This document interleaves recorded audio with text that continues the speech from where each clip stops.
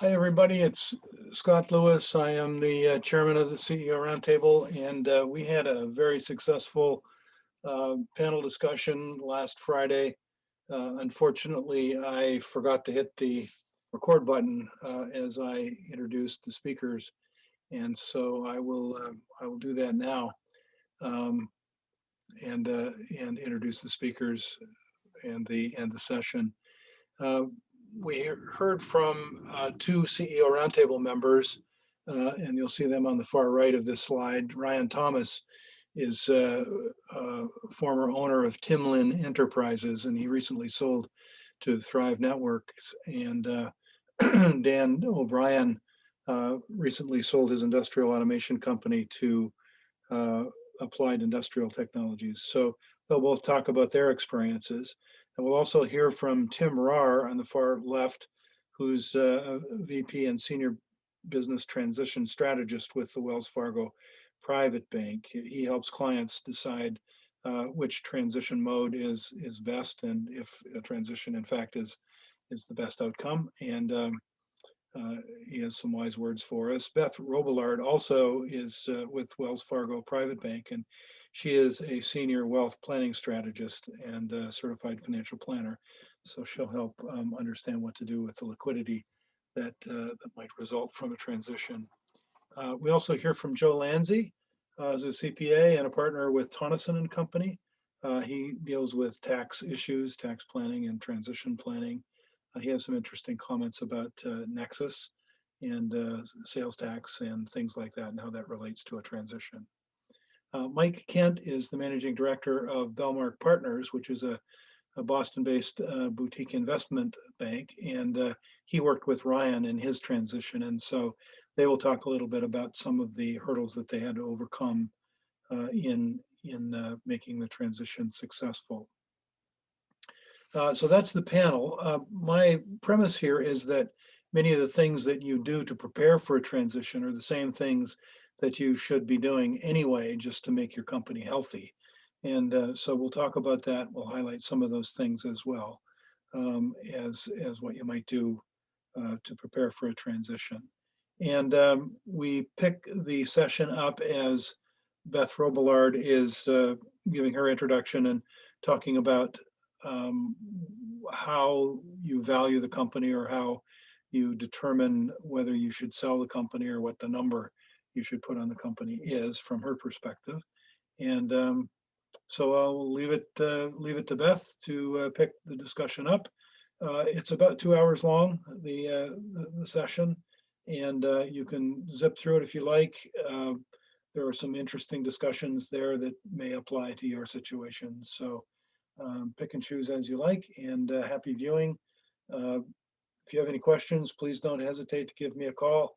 Again, it's Scott Lewis, and it's you can call me at 978-764-3934, or find me at www.ceo-roundtable.com. Enjoy the show. How much is enough for me to walk away? And in my opinion, this is the biggest question to answer well in advance of entering any type of sale discussion. Know your number. You need to understand what a sale may generate after tax and proceeds to you, like Dan just said. Work with your advisors, really crunch those numbers and think through scenarios about a sale. Could it be a partial sale or a sale of the entire enterprise? Should you sell the real estate associated with the business too, or not?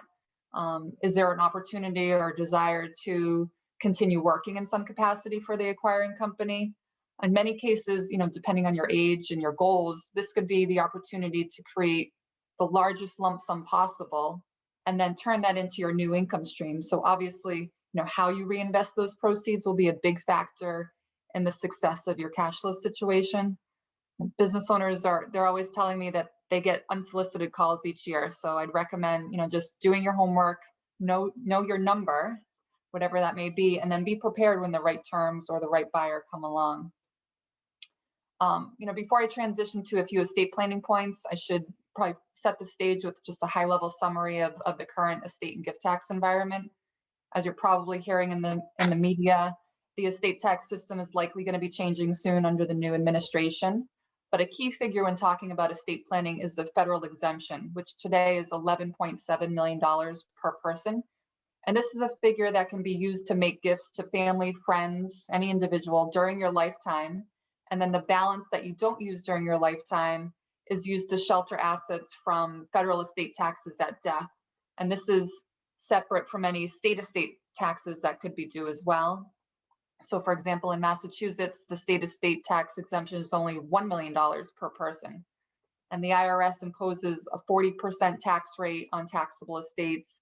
And Massachusetts has a graduated rate of about, up to 16%. So when there is a taxable situation, it can be, upwards of 50 cents on the dollar. And just to note, these federal figures were put in place back in 2017 under a tax act, but they're actually set to sunset at the end of year 2025. So beginning in 2026, that amount is set to be around $5.5 million per person. So right now, again, 11.7 today to about maybe $5.5 million in less than 5 years. However, the Biden administration has been pretty vocal about reducing the amount of wealth that can pass from one generation to the next without paying estate taxes. And it's possible tax law changes could be passed later this year or next year, decreasing that exemption anywhere from $3 to $5 million per person. No one is sure, when this may occur, what the number may end up being, but we're pretty confident that something's going to occur much earlier than the year 2026. So, what does this mean? It means, more dollars are likely to be taxed in the future when passing wealth to the next generation. It means gifts during your lifetime could be more limited in the near future. And it also means that wealth and assets that you live on, as they compound and grow, will create larger tax bills. So, that's probably not making many of you feel comfortable right now. But the good news is, we do have some opportunity. Most often with estate planning, the goal is to keep and protect the assets for your family, possibly for charity too, and have less go to the IRS. And when cash flow planning is well taken care of, most people, they ask, what else can be done? What can I do to save estate taxes? So there are strategies that can do just that. And by making gifts during your lifetime, you can protect those gifted assets plus all future growth on those assets from estate taxes. So I'll just quickly wrap up with an example. Many business owners, they undergo pre-sale planning prior to a sale, which includes estate planning using irrevocable trusts. And those might be GRATs and SLATs and all these acronyms that we all throw at you. And they're often funded with a minority interest or a minority portion of the business. The trusts are either for the benefit of the children, the owner's children, or in some cases, the owner's spouse and the children. And the business owner gives a portion of his or her business interest into the trust using that exemption amount I spoke of earlier. And because the trust owns a minority non-controlling interest, there's often a discount taken to calculate the amount of the reportable gift, anywhere from 20 to 40%. Is the discount in many cases. So simply, if my business is worth $10 million and I give 10% of my interest, $1 million of value will go into a trust. After the discount, however, I may only have a reportable gift of, say, $700,000, assuming a 30% discount. Then if I sell my business later for $15 million, if I increase from 10 to 15, that $1 million interest in the trust is now worth $1.5 million. And I only had to use $700,000 of my gifting ability or that exemption to make that happen. So that's just an example of, the powerful use of tax planning and legacy planning, using that as a tool. So I know I ran through a lot in a quick amount of time. We'll have more time for questions and answers at the end, but I think the key here is to just plan ahead and take the time to understand your cash flow situation, take an inventory of your estate plan, the documents themselves and how they work, weigh the options and outcomes for a potential sale, and really just, it's never too early to start thinking about these concepts. Great. Thank you, Beth. Thanks, Scott. Before we move on, I just wanted to note that I had 3 notes to myself to remember to turn on the recording function. We've got some people who were not able to join us and wondered if a recording would be available. So I'm just letting you know that I finally did get that to work just before Beth started. So bear in mind that. All right, thanks, Beth. That actually might transition nicely to Joe. Joe, would you mind going next, and then we'll finish up with Mike, and then that can lead into a discussion with Ryan. Sure. Thank you, Scott, and thank you everyone for allowing me to join. I appreciate the opportunity. As Scott indicated earlier, there are a lot of aspects of a deal that revolve around tax. There's a lot of different things, and I'd like to reiterate what Beth indicated earlier, that a lot has to do with planning, thinking ahead prior to the transaction. And that's one of the items that I wanted to talk about today. One of the subject matters that seems to be a hot button issue as of late when it comes to M&A transaction work is state filings and Nexus. The state filings apply to all states and include taxes such as state and local income tax, franchise tax, sales and use tax, and property tax. As part of the deal, you under the reps and warranties of the deal, you are indicating that you and the company have filed all your state filings and you're compliant with all the state filings. So items to consider when you're evaluating whether your company is compliant with all state filings. Items you have to consider and you have to look at. You have employees visiting other states, or you have representatives in other states working on your behalf. In this day and age, something that's come up quite a bit now, I'm sure due to COVID, you possibly have some of your workforce working from home. Is that generating a filing requirement? Has any consideration done in that regard? Excuse me. In addition to that, there are states out there where you could have no other connection to the state other than having a customer located in that state in which you ship products to that state. California is a perfect example of that requirement. The days of brick and mortar and physical presence are no longer the only trigger to create Nexus. Times have changed, and the states are not the same in determining whether you have a requirement. Also, to make matters more complicated, which, if I might throw a plug in here, is job security for people like myself, each state has different ways of determining whether you have to file there. In addition, you might have a filing requirement for sales and use tax, but you might not have a filing requirement for income tax. It really depends on the activities you have in that state and the rules of the state. I can tell you as of late, the states have become increasingly aggressive in identifying sources of additional revenue. So prior to an M&A transaction and for proper corporate governance, the company should initiate a Nexus study to determine if they meet all the state filing requirements in which they have business activity. The company doesn't want to delay a transaction for not being compliant.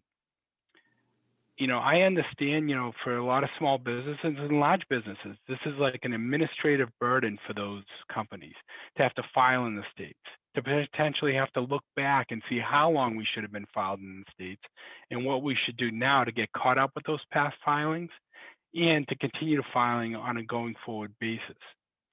But I can say that I feel that it's better to do those items now, before you get to the part of when you're going to start discussing a deal. In some cases, if these matters are not addressed, the selling company would have to put a portion of their proceeds in escrow from the deal until all these state filing requirements are met. And in these type of things are usually documented in the letter of intent. The buyer's due diligence team will come in and focus on the federal and state filings. They'll investigate your sales by state. They'll look at your customer locations, travel records, something simple as trade shows, with the objective to determine if the company is in compliance with all their state filings. They'll create a list of those states that they feel that you should be filing in and compare it to the ones that you are compliant in. You just don't want to give that potential buyer to identify those states.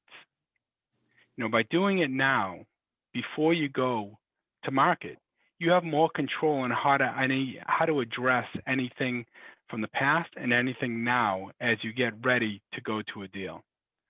Most states have processes that allow you to come forward voluntarily and say, look, we know that we haven't been filing, but as of late, we would like to come forward and say, we haven't been filing, we'd like to get caught up, and we'd like to become compliant. Most of the time they're referred to as a voluntary disclosure agreement. And in those cases, most states will waive any type of penalty that they would potentially assess if they came to you first. If they come to you first, if they somehow get on your radar, you lose that ability to get those penalties waived. It is a very time-consuming process, but in my opinion, it's worth the deal. Worth doing prior to the deal. So, I look forward to any questions we have during the question and answers.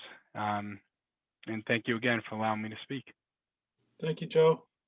When I went from Beth to Joe, I got knocked off my list, and then somebody logged on and knocked Tim off the first row there. So I don't want to forget Tim.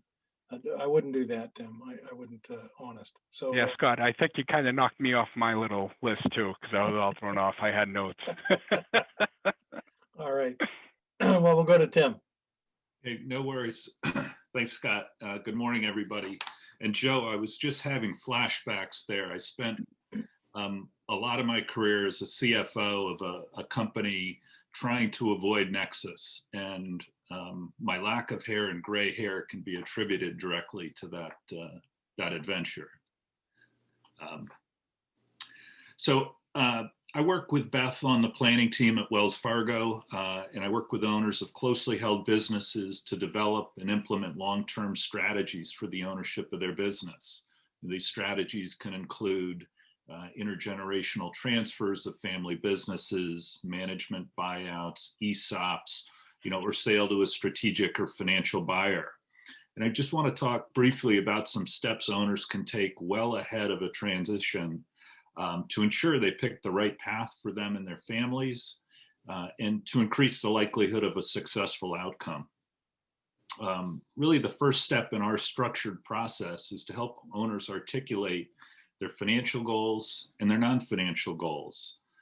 You heard Beth talk about cash flow needs after a sale. So financial goals really can take different shapes.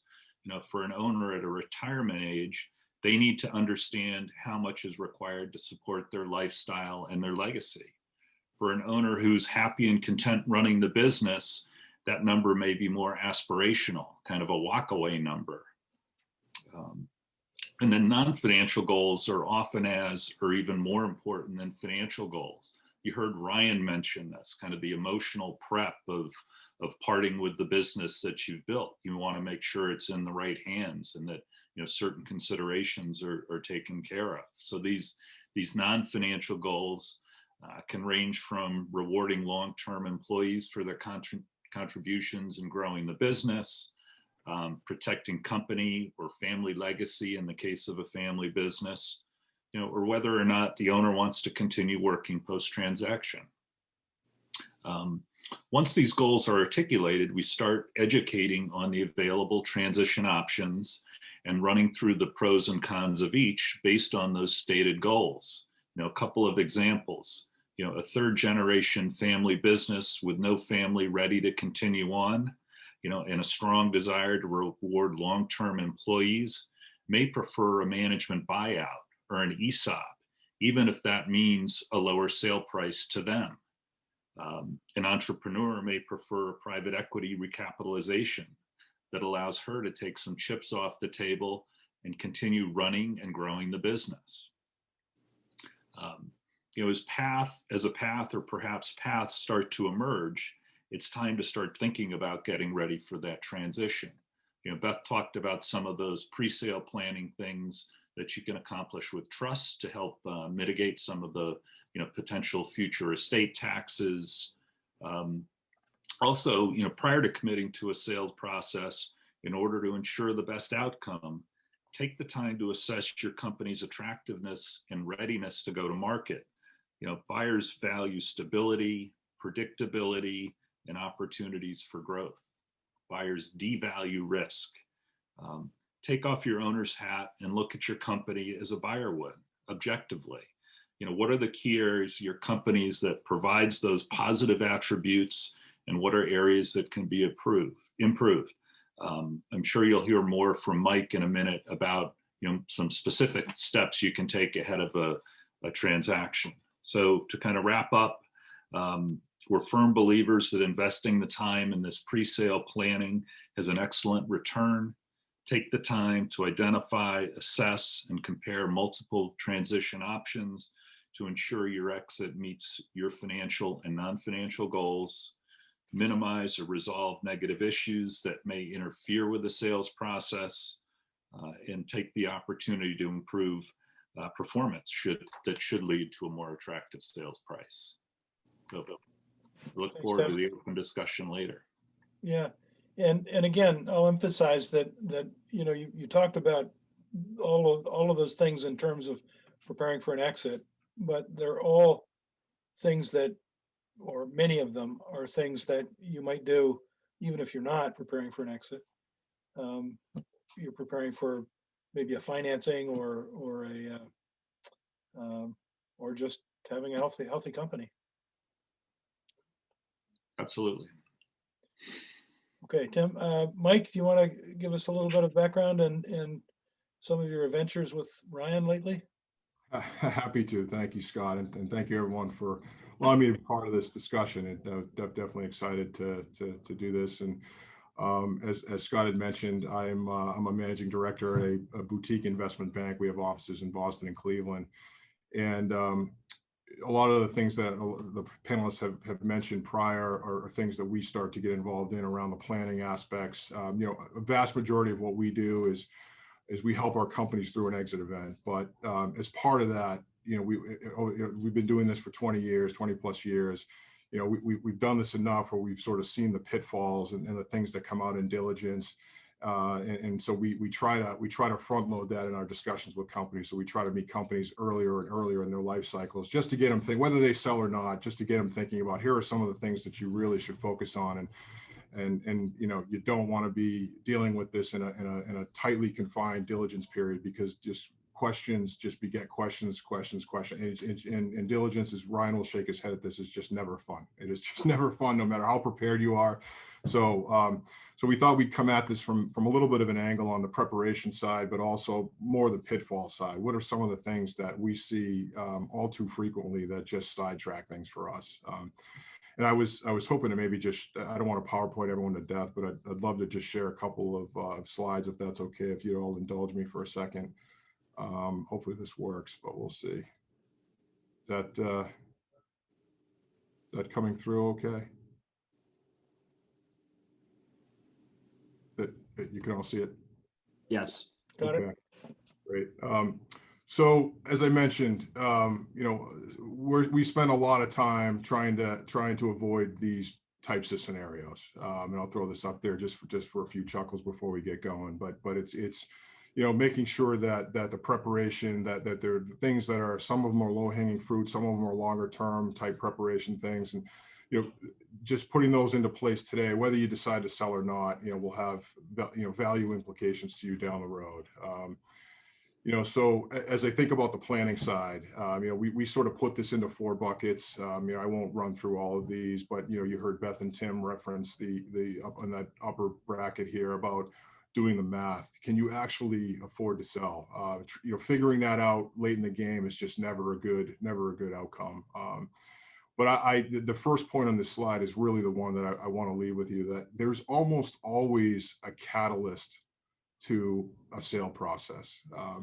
It's a phone call from a competitor. It's something that might happen in your personal lives. It's losing a major customer. It's maybe even is simply getting to a point where retirement is starting to look more and more attractive. It's a pandemic. Whatever it is, there's almost always a catalyst, and we always try to encourage our clients and companies that we talk to is just be ready for that, because it'll happen before you know it. I can't tell you how many conversations we've been in with companies saying, "Hey, I'm 10 years away from doing something," and it's almost never 10 years. It's almost something a lot shorter.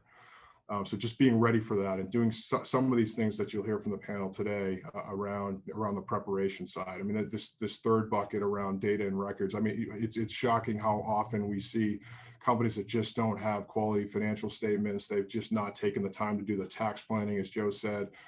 Not understanding the key benchmarks that buyers will look at.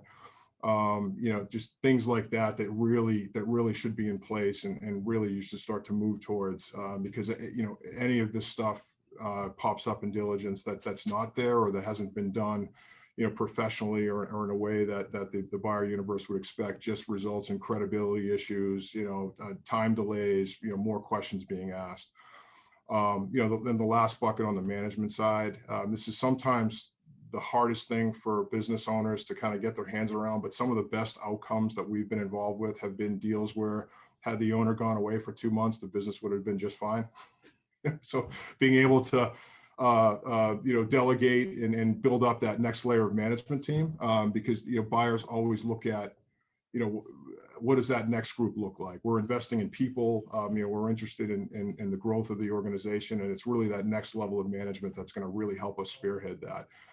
So those are really important things, and it can be sensitive. There's certainly, we've seen businesses where there's family members and things like that, but I think being able to sort through that, and being able to not only raise people through the organization, but create those incentives to align incentives with the ownership, and it's just a great thing to do, an important thing to do. We get asked a lot, what drives value, and value can mean a bunch of different things. You could be operating this for more legacy reasons, or more driven towards an exit event, liquidity event. As you run through this list on the left of the slide, there's a lot of obvious ones in here, a lot of tangible ones, growth and margin profile, and any sort of volatility in the numbers can often give a buyer pause. I think Tim had mentioned the concept of sort of visibility. I think, and Ryan and I can kind of go back and forth on the concept of recurring revenue. Buyers do love predictability. We talked a little bit about management. As you work down the list a little bit, you start to get into more kind of market-driven factors, and so there is kind of what's the industry doing, what's the M&A world doing, what are macroeconomic conditions, and so that sometimes is a major kind of consideration. Right now, there happens to be some interesting supply-demand imbalances, in terms of access to capital versus the number of quality assets in the market. So it tends to be, those types of markets. We saw this back in 06, 07 as well. Those tend to be really active, premium purchase price type markets. But the last two are sort of more specific to, as you get into conversations with folks, and what drives that little extra turn of value. And it's things like, are there synergies that we can get with a partnership? Can you create a little bit of kind of a market competition concept versus just a kind of a one-off conversation? I think by introducing folks like us, brokers, I've heard a few times mentioned about the benefits of that. And one of the benefits is this threat of competition, right? So if I'm a buyer and I hear, hey, look, someone's been engaged, then they're, this is a serious process. I've got to be on my best behavior. And that's how you get that little extra turn of value. These particular, as you kind of move into market, these particular scenarios would not be scenarios that we would advocate for. There are certain pitfalls that we've seen over the last couple decades that I just wanted to highlight some of them for you, and I won't repeat some of the ones I've already mentioned. But on the left side around this kind of poor record keeping, I think the inability to provide credible data quickly can certainly backfire on you. When a buyer asks a question on something and it takes us a couple of weeks to get it, it just results in just more and more digging in, and delays and those kind of things. And so the more you can sort of get your systems in place and your infrastructure in place to be able to,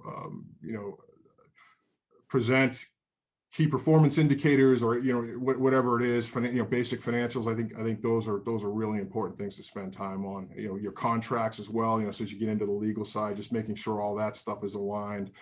Can be pretty important. I think this middle bucket that we're calling surprises in due diligence, there are really never any good surprises in diligence. There just never are. I think you heard Joe mention the tax exposure that comes up time and time again. We've been involved in situations where there's unexpected environmental liabilities. There's pending litigation that hasn't been disclosed. Those kind of things are just never, I mean, it sounds obvious, but it's amazing how often we see it. And on the far right here, the two bottom ones are really the most important takeaways for me. The go it alone strategy is a tough one.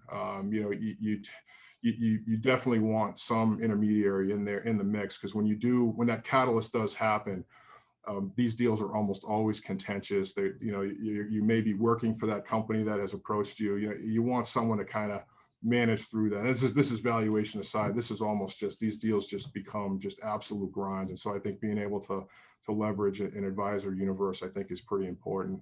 And then this concept of a serial seller. This is another thing that we see quite a bit, where companies will engage in a conversation. That didn't quite work out. Maybe I'll talk to this other guy. Maybe I'll talk to this other guy.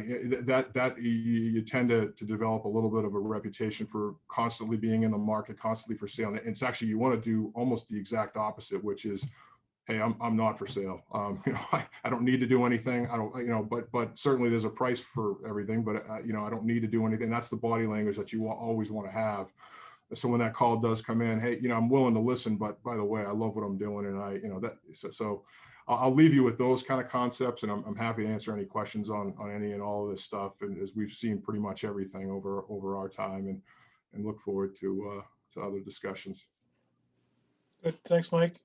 And again, all but for maybe the last column there, those are things that you would want to do, whether you're planning for sale or not. And if you say you start early to talk about exit, and it's been said that the day you should be planning for your exit is the day that you start the business. And it really is true that if you think about it that way, you think about presenting what you're doing to somebody else, it keeps you on the straight and narrow, and tends to drive you toward doing the right thing and making things tidy as you go along. So it's a good mindset to have anyway. Great. We finished that just about on time, and I'd like to just open it a little bit to the panel to discuss. If anybody else not on the panel has questions on their mind right now, please send them in the chat to me. We'll open up for a little more of an open discussion after the break, but in the meantime, I'd like maybe to start with Mike and Ryan talking about the process that you went through. And Ryan, maybe you can start with what was on your mind and what motivated you to sell. And as I think Mike said, what's the catalyst to that kicked you over the cliff? Sure. Thanks, Scott. And Mike, jump in if you want to add any color, correct me in any way. So I'll talk about the kind of motivation behind, but I also have, I just have, like, let's call it 3 slides worth of just kind of like talking points that I think are just important. It's really about what preparation, more from like, instead of what the deal makers, right? The guys like Mike, who are really good at what they do. But I think what often fails to come through or is that's what they do for work every day. It's like the doctor who comes in every day and has to deal with the same stuff, but for the patient, it's real, right? They've never gone through this before, and it can be scary. It can be the unknown, but the doctor, it's kind of clinical, and you kind of want that balance. And Mike's kind of the clinical guy, and I'm kind of the patient, right? And so I think it's good to get the perspective of people that have sort of gone through this. Let's say you only do it once. I mean, if you do it 100 times, you probably get kind of robotic about it. But if you don't do it all the time, it's a very important part of your life, and you've never done it before, and as tough and sort of well prepared as you think you are, and maybe you are, you're still going to run into stuff that you didn't see coming, because it just isn't you got to learn. And so I think that balance is really important to understand. I think that's kind of why it's good to have both types of people here. The reason why I wanted to sell really quick is actually it's a pretty simple answer. I'm the get bored type. And this was as much a test of my ability to do something as anything else. And I was, I'm kind of stubborn too. And I think all entrepreneurs, they have to be stubborn to keep going, but then they have to realize where their stubbornness may actually cause them to stop moving forward. And I was just ready to move on and do something else. I got the business humming. It was kind of like, I did this, proved it, kind of, a little bit tired of the technology stack. that I was working in for so long, kind of a career Microsoft guy, just, ready to have a change of pace. That's all. Business was humming and could have kept going. And so that was the reason why. Let me just run through a few kind of these things, and I'll go kind of quick, and please stop me and ask questions if any of it don't make sense or you kind of want to know more. It's kind of what I did to get ready. And this is by no means the blueprint for how to do it. It's just what I did, talking to Mike and a bunch of people a little bit early. And there's definitely some things I could have done better, which I will also highlight. But I hired like a fractional, like kind of like a half CFO, COO type that would evaluate the numbers from the business and really help me kind of right size, figure out where my COGS numbers maybe need to get shored up, and where some of my SG&A numbers need to get shored up. I understood, Mike's right. EBITDA, right? It's like location.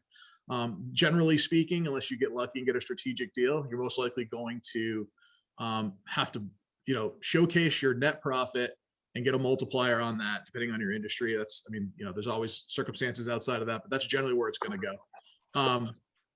We started doing monthly business reviews to focus on those numbers really heavily. And, we did this let's call it a year or so in advance, and really started sort of hammering on that in terms of accountability around those numbers. So folks, this is what you're trying to get done. This is where we need to be.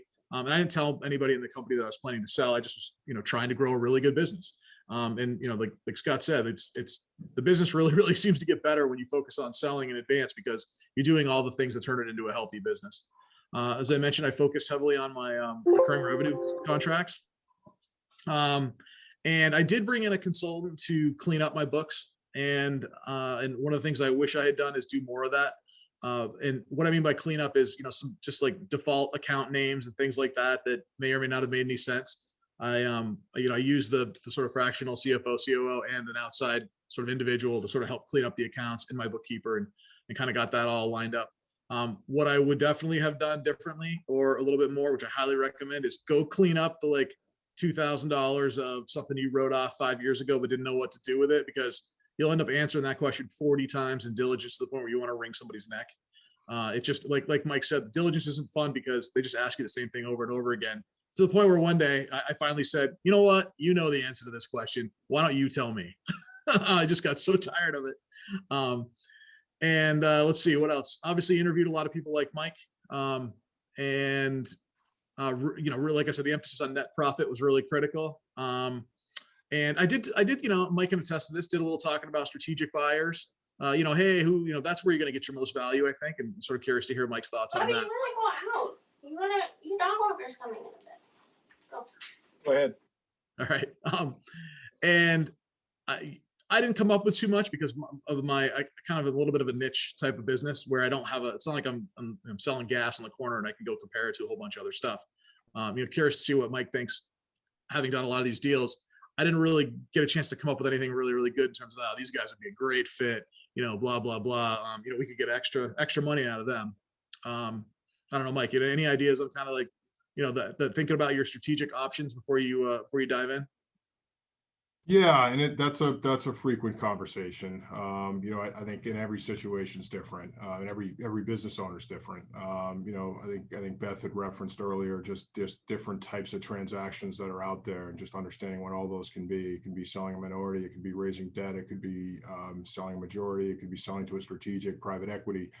And all those bring different, most likely, valuation, most likely different roles and responsibilities for the owner post close. And so just understanding all that and how that aligns with your goals is definitely pretty important. I think the thing that was interesting about Ryan's deal, and I didn't touch on it in one of my slides, but he had developed a relationship with a very logical, very well capitalized, very PR centric company, that was front and center in the market, and had developed a relationship before I was even involved, and which we would always advocate for. Is sometimes those ultimately end up being your best partner, because you're having some conversations that are deeper than just going out to market with a book and sending financials across the table. They had already figured out a lot of the interesting kind of strategy that they may be able to double, triple, quadruple the size of Ryan's business with more resources, the resources that Ryan just couldn't do.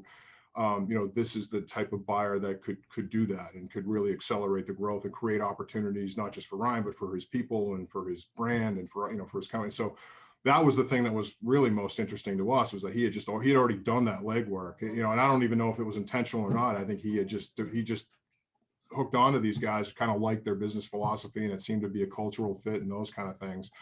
As Ryan said, we didn't, there's a couple different ways to run a process. I mean, most of our clients like to do a full-blown process. Let's check the market. Let's talk to folks. And, we did not do that here. I think it's because we were embedded enough with this group. Ryan had gotten comfortable with what they were all about. And I think we were able to drive them to a close through really a thread of and I said this to the buyer a number of times, hey, look, if we can't get this done, we're just taking this thing out. And I think it kind of kept them on their best behavior and those kind of things. But one of the things I think,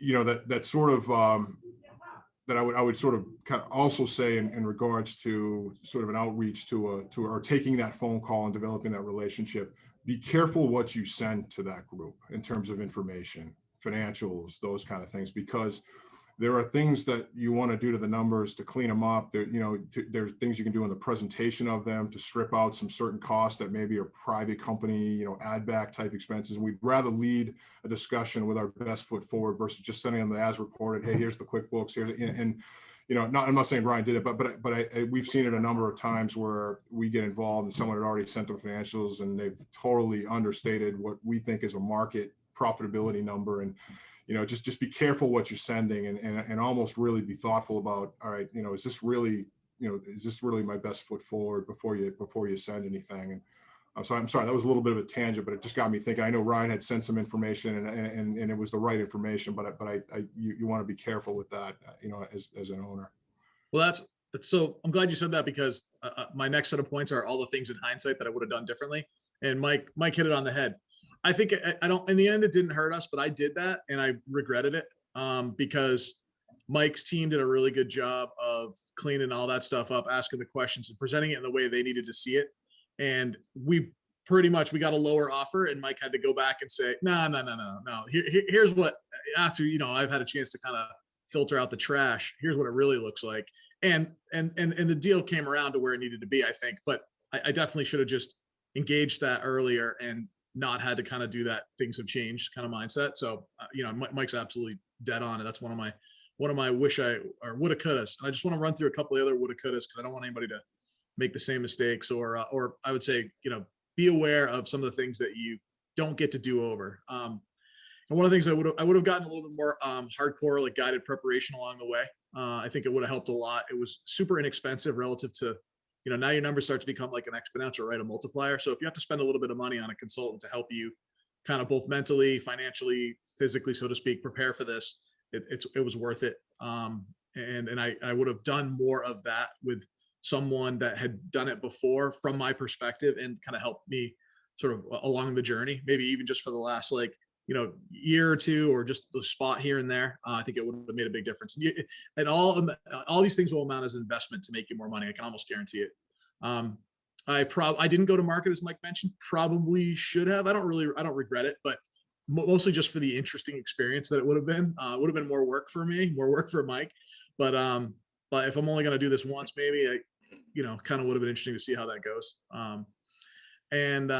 Let's see, anything else here real valuable? Yeah, tax prep. So I'm really curious to hear, the guys talk about tax prep, because I was an S corp and got hammered with mass sting tax. So I didn't even see that coming. And that's a pretty hefty 6-figure, state of Massachusetts check you write, because you didn't know that, S corps that get too big in revenue get hammered. And I'll be honest, I was really mad about that, because I didn't see it coming. It's nobody's fault but my own.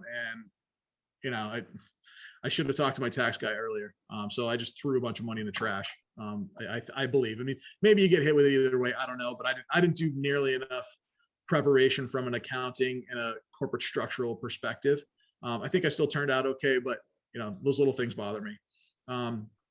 Definitely, if you run your company like a little bit, loose and willy-nilly, you got to shore that stuff up a couple of years in advance.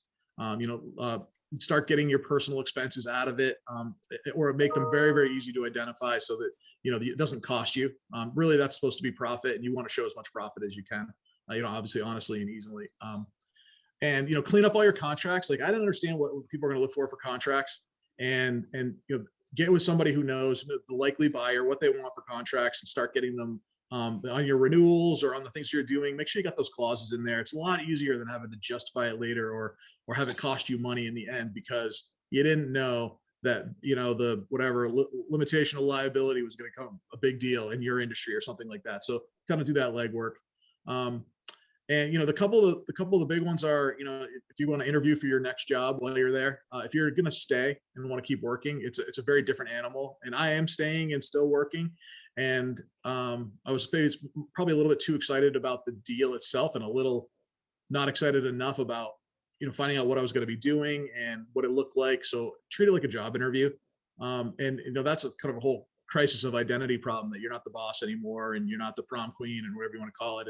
And I certainly went through some of that. And it's not really an ego issue. It's more just, you're used to be able to make decisions that you want to make and that you think are the right ones. And all of a sudden you're not the final decision maker anymore. And you have to prepare for that. I think my last point is really, draw your line in the sand and be happy with whatever line that is. So if you know that you want to get $20 million for your company, it's like selling your house, right? It's not what you need to get out of it. It's what somebody's willing to pay for it. So, come to grips early, make sure, I'm a big fan of the Sun Tzu model of, kind of win the war before you fight it. And which is why it was probably a little frustrating, hopefully not too bad for Mike dealing with me, because I didn't want to waste his time until I knew that the numbers was at least going to be in the range and something I would accept. And that's a difficult dance to walk because, Mike wants the deal, but he doesn't want to get to the end of a deal and have me walk away, but he also doesn't want to under or oversell me. And so it's a tough conversation to understand what someone actually will offer you. And I don't know the safety valve there. I don't know if you just get, well, make it worth at least that plus 20%, and then you'll be good no matter what. And I'm sort of curious to hear what Mike has to say about that, but whatever that number is, be happy with it. Don't look back 6 months later and go, man, my business just grew another 40%. I could have had $7 or $8 more million. Just that's all garbage stuff. And the reverse is also true, which is if you know your company is worth X and that's what you want to get for it, then don't sell it until you get it, or it's worth that, or negotiate with the right buyer, or run your business a little bit longer to get there. And that's kind of, I have some kind of emotional stuff that are more like expectation management at the new job, but we can kind of filter that in with questions later. Okay, good. Thanks, Ryan. Yep. Mike, was there anything there you wanted to respond to? And then I'd like to hear Tim comment on the process and the planning and how you would enter all of this. Yeah, just really quickly, and I know we had this conversation a handful of times. As Ryan said, a process can take 6 to 9 months or sometimes even longer.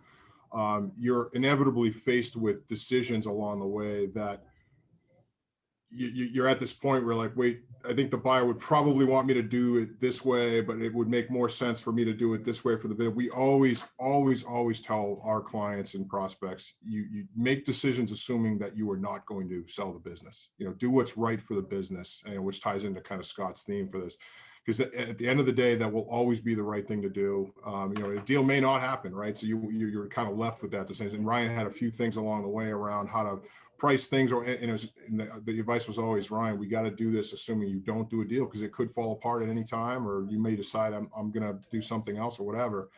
And so I'll leave you with that too, because that's something that we see in almost every transaction where there's some business decision that has to be made, and just always do right by the business 100% of the time. Okay, Tim? Yeah, I think, all of those things kind of resonated for me, and, I've seen them in one form or another, either with clients or in my prior life. I guess the advice component there is get your advisors in early, that particularly on the tax side, both income tax associated with the sale and also eventual estate tax, if that's an issue, really understand what that net number is going to look like, and if there are opportunities to improve it ahead of time. I just had a situation with a client who somebody's been blowing in his ear about buying the company, and he ended up sharing his QuickBooks info, and he will never dig out of the hole he dug for himself. So really be thoughtful about what you share and how you present yourself, particularly to a prospective buyer. And then the other thing I wrote down was on the contract side is well ahead of time, really understand what buyers in your industry value, and make sure, whether it's a customer type or a contract type, that you're either documenting that that's what you have, or move your customer base in that direction, or move your contracts in that direction. It saves that's an easy opportunity ahead of actually hitting the market. So there are a couple thoughts. Thanks. We've got some interesting questions coming in on the chat, and I'll leave those till a little bit later. I'd like to hear from Dan about his journey and a little bit more about how that went and how you feel and all that stuff. So I probably could repeat almost everything that's been, the classic mistakes that everyone is talking about, I could be on board with that. We started in, I think I shared before, I was thinking in 2022 timeframe.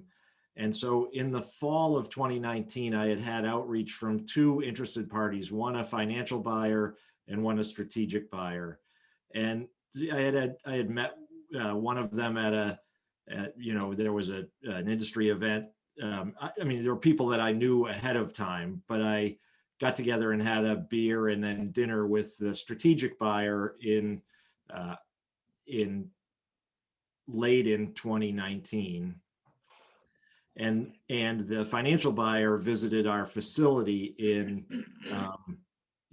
late in 2019. And so I had started to have some dialogue, but I was still thinking it was premature, and I was still 3 or 4 years down the road before I'd be really doing something. But it started to get interesting. It's one of those things.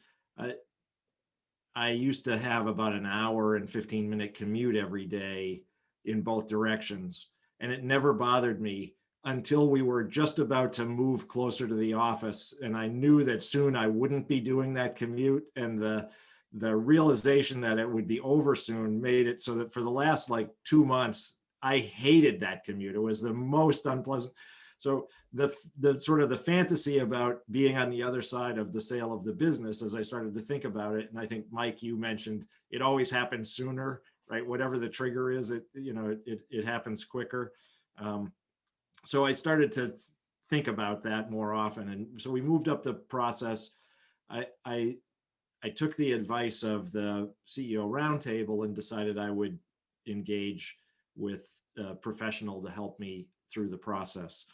And I actually interviewed the guys who had done the last deals with the financial buyer that I was that I was talking to, and the guy who had done the deals that the strategic buyer had done, because I had peer business owners in other parts of the country who had sold to one or the other in the last 18 months. And so I interviewed those two brokers. I hired the one that had done the deals with he had done a deal with a strategic buyer, and he had done a deal with a financial buyer in our space in the previous 18 months. And I knew the people who had sold. So I had a chance to talk to both, to clients, as well as interviewing the brokers. I wound up hiring the one who had experience selling a peer in the Pacific Northwest to the strategic buyer that I had been talking to. And so we got him engaged. Really, I think he and I met in January of 2020 and decided, I signed a contract that we'd start working with him. That process Ryan's mentioned a couple times how emotional this whole journey is. And I had a real approach of, I'm a procrastinator anyway, so I'm a natural born professional procrastinator, but I had a real approach avoidance issue with getting done any of the tasks that the broker asked me to do. I struggled to write the story of the business. You know, we were putting together a confidential information memorandum, and I was the one. Nobody on my team was aware that this process was going on yet, and I just couldn't tell the story in the way I wanted to tell the story, and I kept kicking the ball down the road. And this, so I got the broker involved in January. In March, we all know what happened. And so one of the thoughts was, maybe this isn't really the time to sell the business. You know, some of the buyers that we had been talking to put deals on hold. They, everything was sort of up in the air, and I had no idea what was going to really happen to my business. A year ago today was the end of the first week that nobody had come to the office except for the production guys for a week. And so it was rough. As it turned out, our business grew during the pandemic. We bookings in 2020 were 15% ahead of bookings in 2019. And so it became obvious that we were going to survive. And so then the thought was, our EBITDA wasn't really where it should have been for the couple of years before. We were pouring everything back into the business. And so after Al, my broker, did the evaluation and came back with what he thought the likely numbers would be, I wasn't sure those numbers were where we wanted to be. I also kind of thought he didn't fully understand the value proposition of the business. I'm sure every owner in the world thought the broker didn't fully understand the value proposition of the business, but we had some definite reasons why we had invested in a geographic expansion that wasn't paying off yet, and it was having a really adverse effect on EBITDA.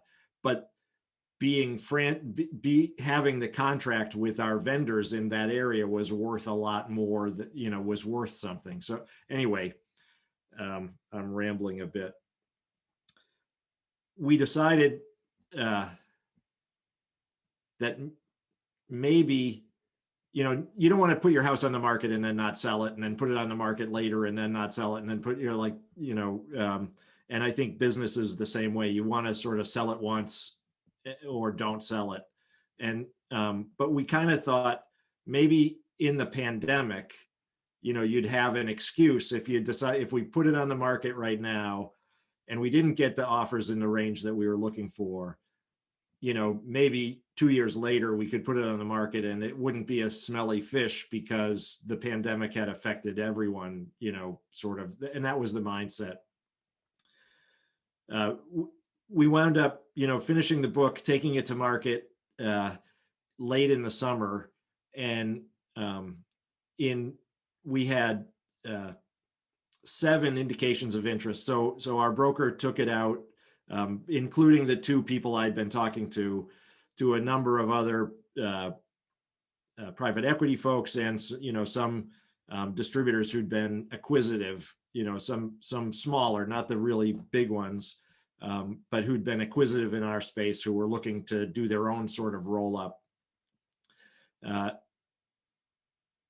The company that I really wanted to sell to, who ultimately we sold to, their indication of interest came in at about half of what they ultimately wound up buying the business for. So it was a really significant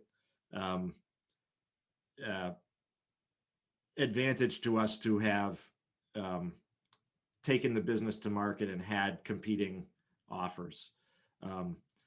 And so, we chose 6 of, actually we decided to go to the next step with all 7 of them. And we got 6 letters of intent in, sort of late October timeframe. The rest of, that all came in. And and the company we really wanted to, that I had sort of emotionally decided was the best future owner of the business, for my staff's sake, they got, they put on their, sharpened their pencils, and they were the second highest offer at that stage of the game, but still low enough below the first best offer, that, we kind of told them we weren't moving forward with them, and suddenly we got a much better offer. We still sold the company at about a 7% discount over what we could have gotten from the financial buyer. But I just felt like the strategic buyer, even though normally they should pay more, we weren't going to get them to move further than they had moved. And but it gave the team that we had in place the most, like for the high performers on my team, they have the most growth runway for growth at this buyer, which was important to me. And for the rank and file on the team who just want to come in and do their job and go home, this provided the most stability. As it turns out, the company that gave us the highest offer, they wound up selling again, like a month after we did the deal. So, we would have sold, and a month later we would have been sold again. And, my guess is a year from now that'll get sold again. And I only get to really influence the first transaction. And so that's why we did the deal. I'll say add backs were the reason we could get to the number that we needed to get to. And somebody talked about getting the next leadership team in place.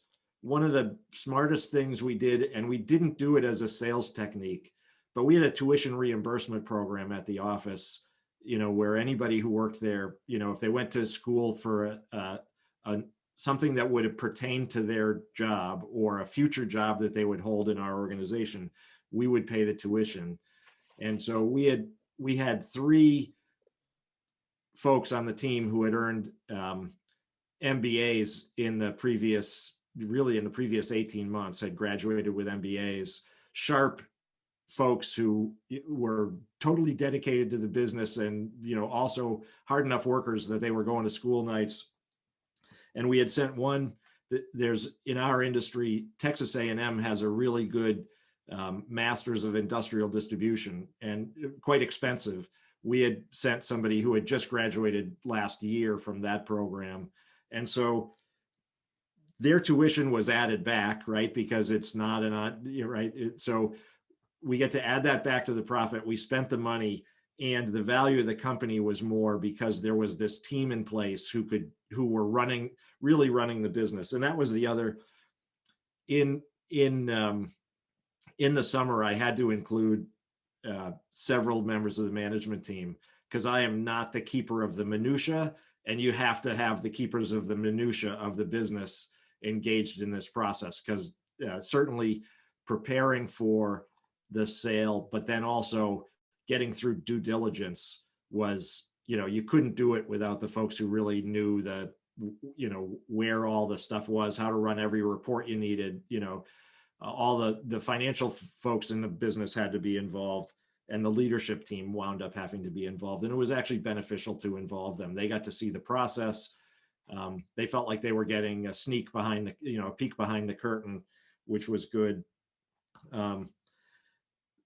So after I decided that I didn't want to stay on. The initial offers had a 2-year contract for me to run the business, to sit in the same seat I was in, except then reporting to somebody in Cincinnati.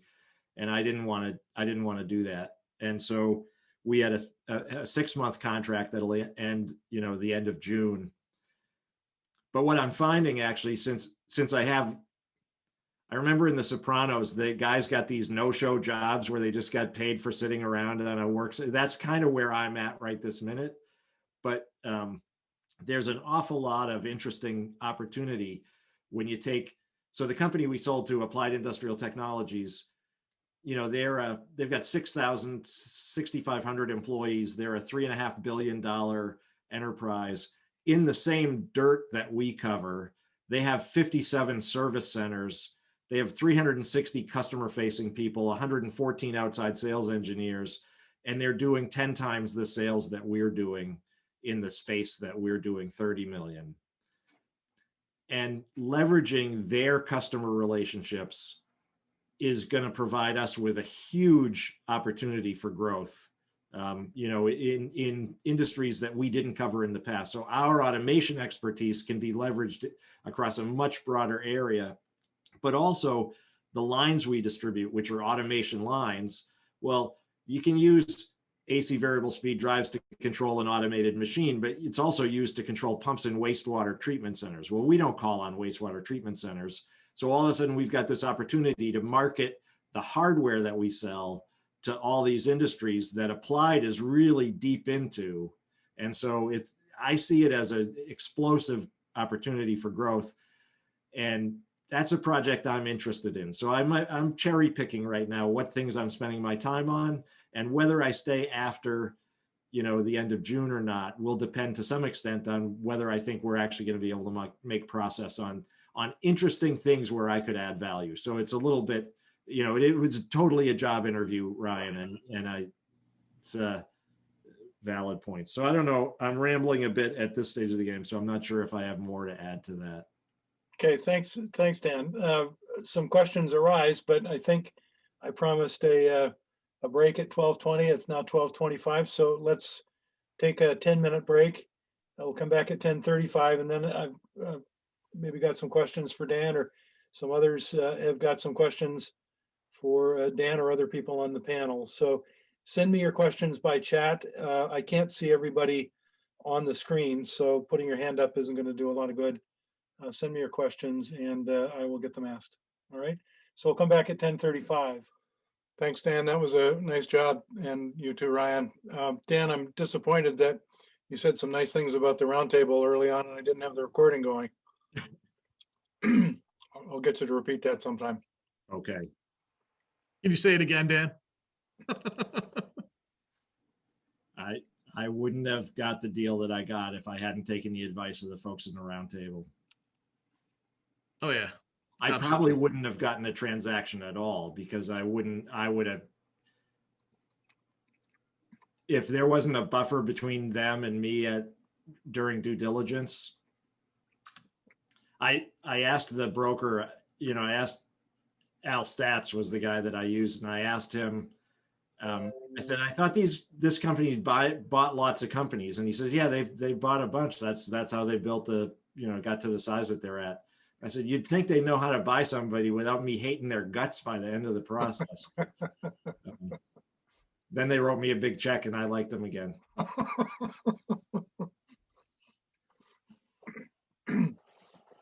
Pretty true.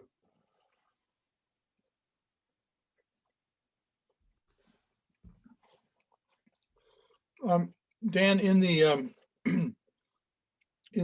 due diligence, were there any surprises that you wish that you'd looked after before?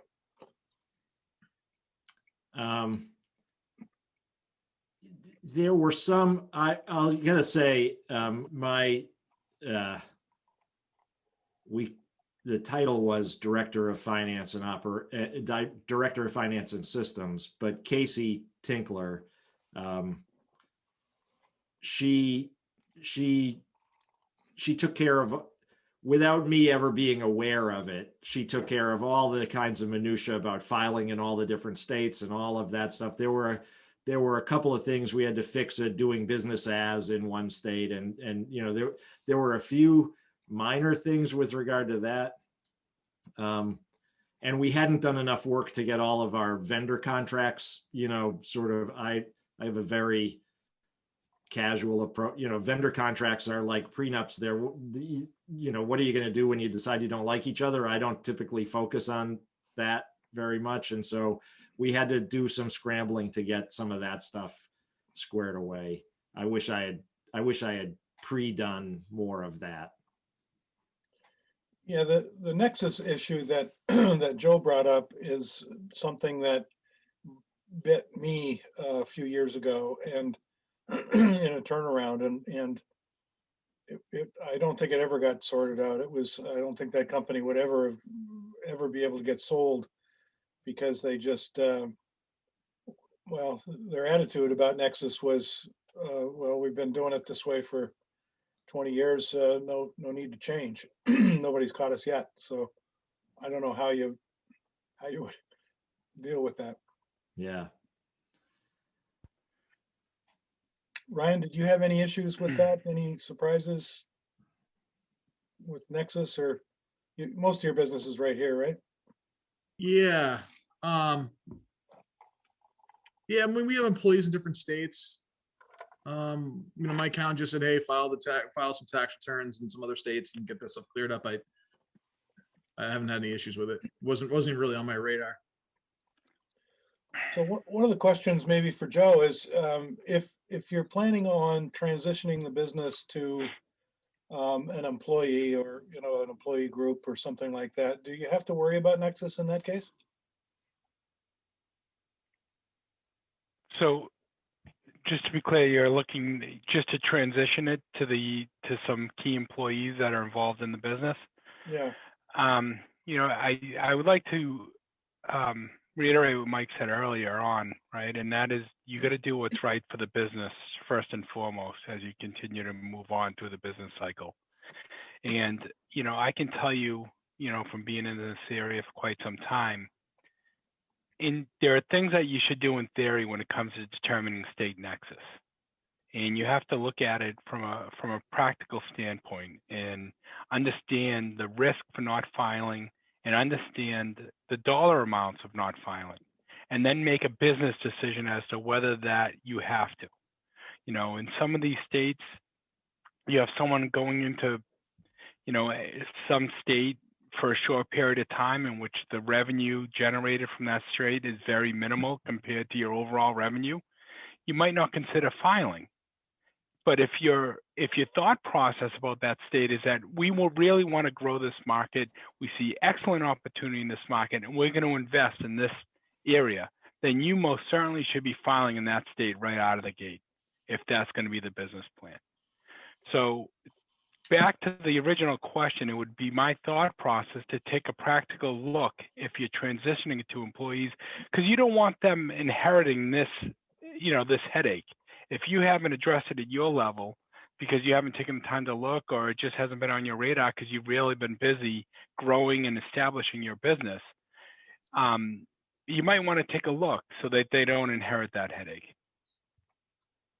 Yeah, it's a big headache to inherit. Yes. And go ahead. It's a big headache to deal with too. I mean, if you are doing business is in a number of states, you have to file tax returns for all of those states, and it's a lot of overhead. It is. And I do joke around that it is, job security for people like myself in this position, having to look at the activities of the people that we work with as to what they're doing in the state and let them know the exposure. And then we sit down and have a reasonable discussion about the risks associated with not filing or filing, because there has to be a practical approach. Otherwise, a lot of these small businesses will go bankrupt in the administrative burden and having to file in these states. So let's say you're a $20 million annual revenue business, and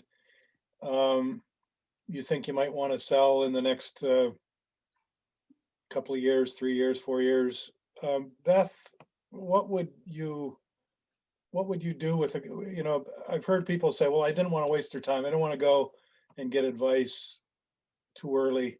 Sorry, I asked you just when you were having some lunch. So No, I'm good. Thank you.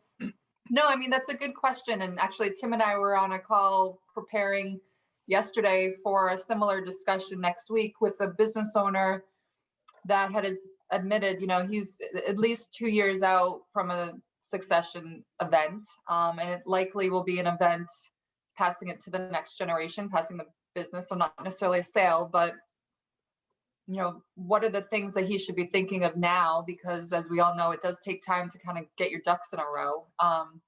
And I think, from a personal side, just understanding your personal balance sheet. Usually business owners are great and they're so focused on their business balance sheet, but they don't often look at their personal balance sheet as well. Understanding liquidity outside of the business. Again, those cash flow needs are important. Aligning your personal legal documents with your business documents. You know, again, even if it's a sale, there's certain things that need to be triggered and connected on both aspects. You know, and kind of going back to that, what is your number? You know, how much do I need? And is that in the ballpark of where the value is today? Or do I need to, I think someone said earlier, you know, maybe work a little longer to get it to that point, or do some things from a accounting standpoint and, you know, just, you know, cleaning up standpoint to get it to that point. So it's a little bit of everything. And again, from a personal side, really just kind of thinking through, well, what if this happened versus what if that happened? You know, what does that mean at the end of the day from a numbers perspective? You know, Right. all the emotional sides of it, that stuff. Yeah, there's lots of those things to think about. The issue here, though, is when can I ask for help and how do you deliver it? Okay. Would I come to you guys 2 years pre-deal and say, here's what I'm thinking, and you would charge me something per day to work through it? Or Tim, how would you, do you ever turn anybody away and say, no, you're too early, or no, we don't want to work with you? Well, right now? I'd say it's never too early for a conversation. Mhm. It may be too early to engage on a fee basis. You know, so I think it's really, you know, the way we like to work is have, you know, 2 or 3 conversations with Beth and me, you know, and maybe that's enough to get somebody, you know, set for the next couple of years. You know, maybe introduce someone like Mike to the conversation to talk about, you know, specific things around value drivers for their industry. You know, and if it does make sense to engage, then we can do so on a fee basis. Do you normally participate in the deal, or are you normally fee basis? So we don't participate in the deal. That it's a handoff to an investment banker. We're there through the deal to, you know, advise and, you know, just kind of be a sounding board. You know, does this sound right? Or, you know, how should I think about this issue? You know, so as a complement to whoever's handling the deal. And how, a question was asked about how do I choose between brokers, and how do I choose a broker, and there's benefits to a big broker, a small broker, how do I do that? I'm going to say it depends. You know, in certain industries, there are a pool of brokers or investment bankers that focus specifically on that industry. I had one come up about 2 months ago where a large insurance brokerage was selling, and, you know, they were with the investment bank for that space. And so they were in the right space there. You know, I think there's the industry fit. And then there's just kind of how simpatico are you with the bankers? You know, we'd always advise interviewing a few of them. You're going to be with them through, you know, some tough times over the course of a deal. You want to have somebody that you can get along with, that you trust. So I think that's another aspect of selecting. Okay. Mike, is there ever a time when you tell somebody to go away that they're too big or too small or too what? You know, there's certainly, you know, we're always happy to meet with we meet with companies of all sizes. You know, you just never know where someone is in the business cycle and that kind of thing. I mean, there's certainly a level at which, you know, utilizing more of an advisory firm is probably not in your best interest versus like a true broker that might market it a different way. Like we tend to be more hands-on, you know, more roll up the sleeves, and so it may be a little bit of a different level to serve. But at a certain point, it you know, at a really small company that may not make the most economic sense, I guess. You know, do we ever never take, you know, we would never not take a meeting. I mean, we always try to meet with companies, always try to do right by people. We're sort of long-term thinkers. And so we tend to spend a lot of time with companies, even if they're small today. You just never know how these things all play out. So we give probably more free advice than we should. but we do. It's really what the cost of our business is. If you're doing this right, you should be, trying to align yourself with your prospects or prospective clients and do right by them. And you just never know when they know someone that knows someone, or maybe, their business may grow into something that will be of some value in the market. And so, yeah, I would say we'd never turn down the meetings. It's just a question of, are we the right fit for someone just based on size? That generally is what size and what their expectations are and where they want to go. So we spend a lot of time trying to understand the expectation angle. Are we sort of aligned in how we think about the market and how the owner might think about the market? If there's misalignment on that, we just know, having done this for as long as we have, that it's probably not the best use of anyone's time. But if we do have alignment on that, we're all in. I mean, I think, one of, as Tim said, I think, for better or for worse, your advisory firm, your brokerage firm, you're in the trenches with that individual for, it can be 9 to 12 months. I mean, these processes take a long time. So cultural fit to me is by far the most important. We tend to become friends with our clients because you're spending so much time together that it's got to be the right connection. Yeah. Yeah. We used to call that the Cleveland test, with no denigration to Cleveland, but you evaluate somebody with whether you want to miss a flight and spend an evening with them in the bar in Cleveland. Esops, question has come up about Esops. Does somebody want to talk about that as an option and how that might differ? Sure. Maybe whoever's asking the question, if expand a little bit on, is there a specific aspect or just more generally? I'll ask the person who asked it. I think that's my question. Yeah. I think it really just comes from, ESOP is something I've been thinking about putting in place in my company. It's not in place at this time. I know when my former boss sold my former company, he remarked to me that it was a pain in the butt that we had an ESOP because it had to get liquidated and all kinds of other things. So the question is twofold. One is the ESOP as a transitioning vehicle, as a way to pass the company along and extract value as the owner. And number two, if there is such a thing, the burden of an ESOP if you actually find a bona fide outside buyer. Okay, great. So ESOPs, when they work, they can work great, but they're not for everybody. So I'd say the first thing is that a company has to be of a certain size to be able to support the expense, both of forming an ESOP and then the annual expense of maintaining it. And so I've heard, folks use kind of a 3 million in EBITDA number as kind of the floor for companies that make sense for an ESOP. I think they offer some great opportunities to, tax-wise. So you can shield, properly structured, you can shield some of the capital gains. There's potential to shield the capital gains.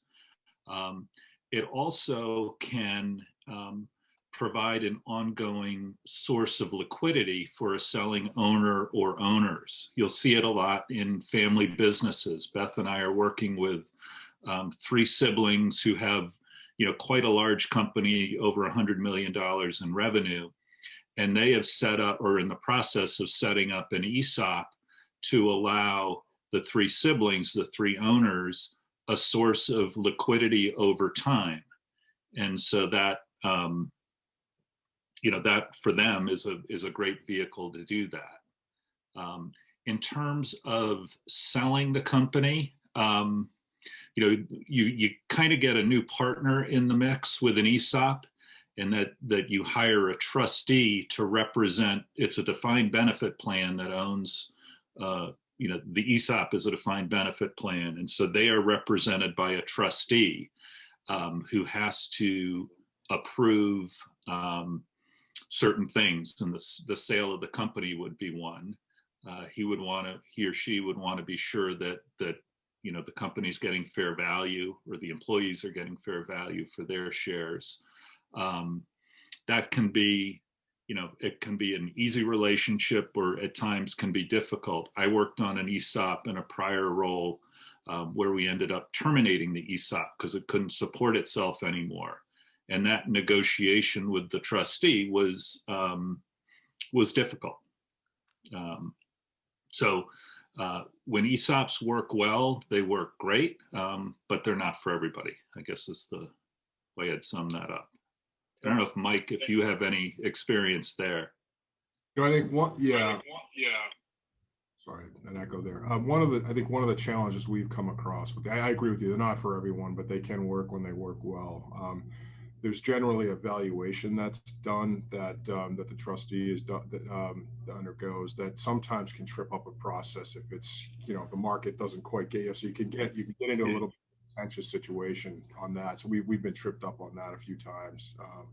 They don't tend to be your best valuation, but they can be an interesting opportunity to pass some ownership on to your folks that deserve it and that kind of thing. But that's we don't see it a lot. And also in a family business, it allows the family to maintain operational control while enjoying some liquidity from the ESOP, which is what's happening in the case that Beth and I are working on. Okay. So Mike, you mentioned valuation, and we haven't talked very much about that.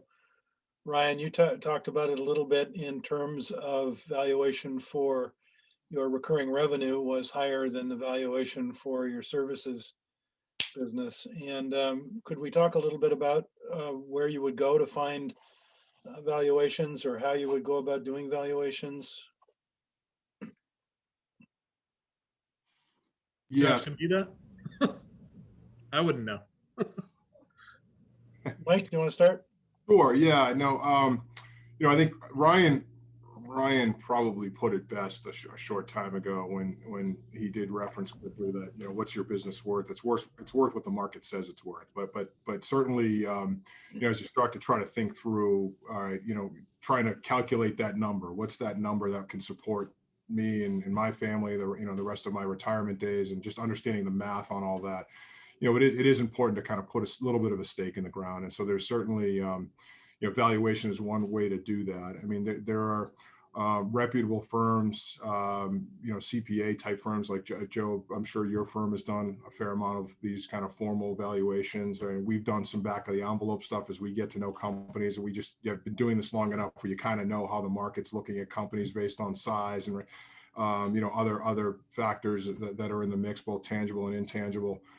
Every company is different, so we hear a lot of a ton of sort of, hey, so-and-so I overheard at dinner the other night sold their company for 10x EBITDA, and we call it sort of the country club valuation. First of all, they may not have done that, but second of all, that is a totally unique situation that there may have been some synergies involved. They may have both on the revenue and cost side. You just don't. So every situation is unique, and so any reputable firm can put together an analysis for you. But until you really get out into the market and start talking to folks and just getting an understanding of what gets people excited about your business, I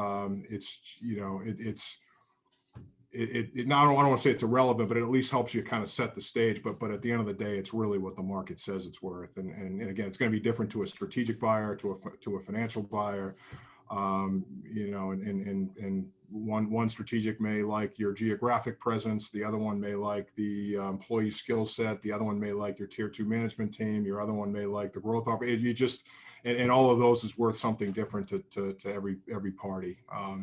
So it's that was a little bit of a avoiding the question, I guess, Scott, but at the end of the day, it's kind of it's a little bit of it's going to be different for everybody, but you can put a stake in the ground by reaching out to firms like, I think, Joe's and other kind of reputable CPA firms that can help you do the formal analysis if you need it. I mean, I can tell you that I got it pretty close to what I was sort of hoping for, actually probably a little bit more. One is, when you generate and you actually have to do a stock plan, you have to go hire a company to do a company valuation. And as much as I thought it was crazy how they did it, it actually turned out in the end to be really, really accurate. It's just that my EBITDA at the time was so much lower when I was back doing that. But in terms of the multiplier, it actually turned out to be almost dead on. So that's one. So you can go out and look around. The other thing is you talk to a lot of people, talk to a lot of people doing deals, talk to a lot of people doing deals in your industry, do some legwork, hire somebody to do some legwork, talk to people like Mike, talk to 10 people like Mike, and make sure they understand your business. I would say throw the strategic buyer out the window. And Mike, you can tell me if I'm full of it or not, but you hear all day like, oh, this company wasn't even doing any revenue. They got bought for $300 million. Okay, well, unless you're one of those like IP, I got the cure for cancer, like ready to go, and you don't have any revenue, you're not going to throw that away.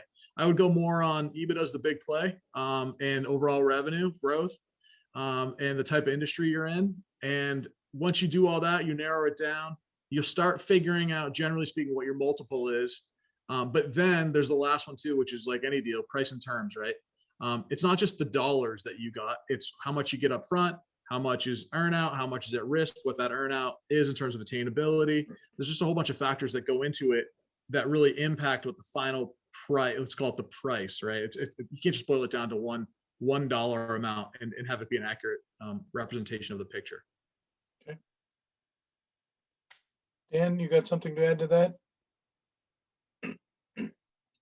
Yeah, I agree with everything that's been said there. And I'd say if you truly have no idea what your company's worth is do engage with a valuation firm. It's a place to start. As Mike said, it may or may not be the right number, but at least you understand how an independent third party views the value of your company. They'll look at the cash flow, they'll look at market comps, they'll look at public companies in your space. So that exercise can be a good way to understand both, what's the approximate value of the company, and then also what does an outsider see as the primary driver of that value. Yeah. So if you are stuck, that's a place to start. Okay, Dan? So, yeah, I mean, it's not that difficult in our space because especially, I have so many peer organizations in other parts of the country. I belonged to a trade association of like businesses and, I had been president of the association for a while. So I was fairly familiar with roughly what the multiples were and how they were trending. And so, I knew that, for certain that country club valuation, the 10 times, that in the couple of years before we wound up taking the company to market, they were double digit, multiples in our space. It was kind of a hot space. But the multiple matters, but so does the add backs and, what are they going to, so really, that's the more people you interface with, the more people you're talking to, the more hooked into what's going on in your industry, the more likely, even without talking to somebody, you can have a Kentucky, a ballpark figure, Kentucky windage of where the marketplace is. And then after that, really at some point you just have to have a number, that is your number. Yeah. And it's either justifiable or it's not. If it's not, you're not going to get a deal. If it is, you might get a deal. Yeah. Yeah. Okay. Thanks, Dan.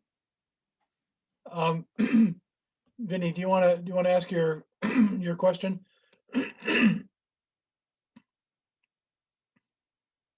You're still on mute there, Vinny. Yeah, for me, my plan is a succession plan with a trusted employee that I've known my entire life. He's 14 years younger than me, and we have a succession coach that's working with us. But I'm just trying to we're in the early stages, to kind of the mental part of it, getting set mentally on it. But I was just kind of thought, since we're here, what would be an example of a typical, or I realize it's all can morph and change, but what would be an example of a succession plan when you're passing it down to or along to a trusted employee? And in my case, I would stay on as kind of an advisor to the company too, so that helps.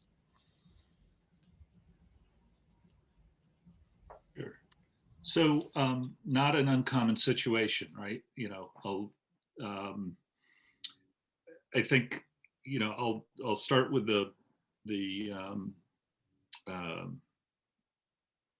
he's likely not going to be able to write you a check for ownership of the company, right?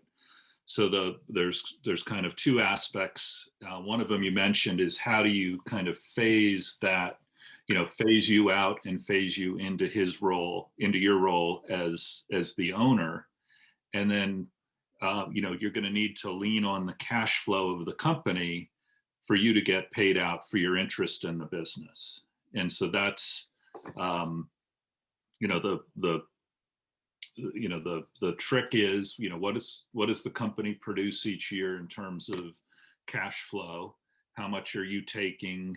How much will you need to retire? And so, that kind of modeling out that transaction that will take place over multiple years is a fairly common scenario. That you're going to want to protect as that transition is happening. You're going to want to protect the company, because you need the company to do well in order for you to get paid out. And so having a mechanism in place where you still have essentially control over the business until you've been substantially bought out is a key kind of a key component of that succession plan. Right. On the financial side.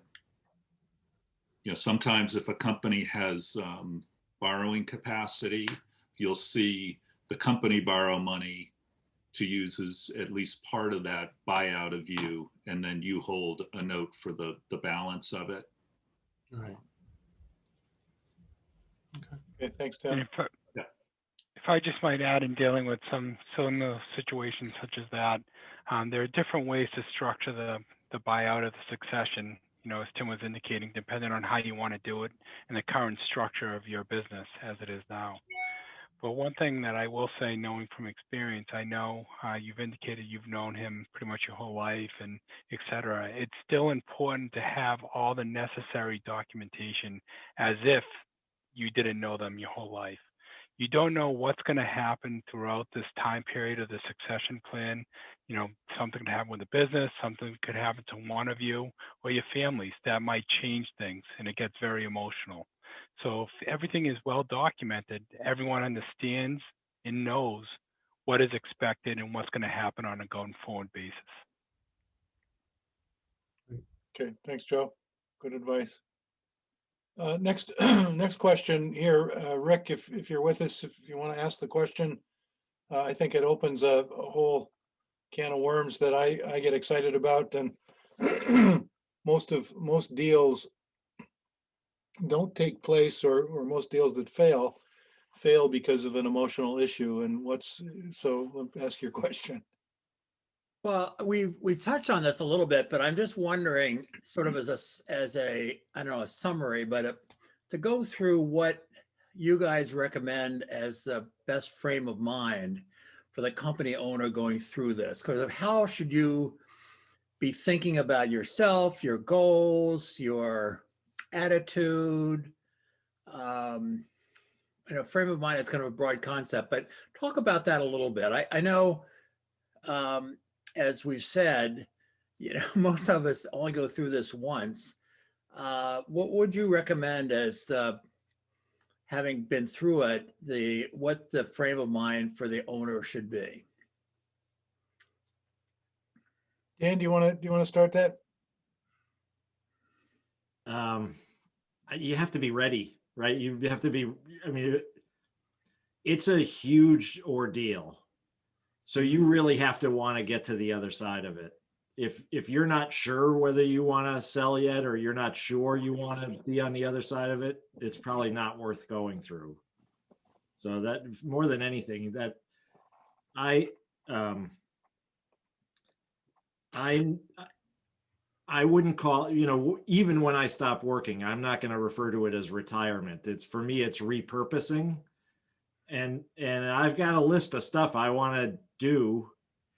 and there's stuff I haven't put on the list yet that I'm sure I will want to do once I'm, not not fully engaged in the daily battle of, keeping a business growing. So my dad continued to come in. It was a family business.